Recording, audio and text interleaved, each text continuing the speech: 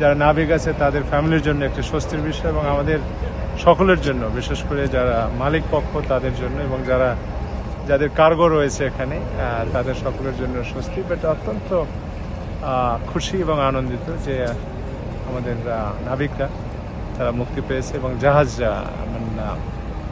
অক্ষত অবস্থায় তারা এখানে ভিড়ছে। এক অদ্ভুত অনুভূতি।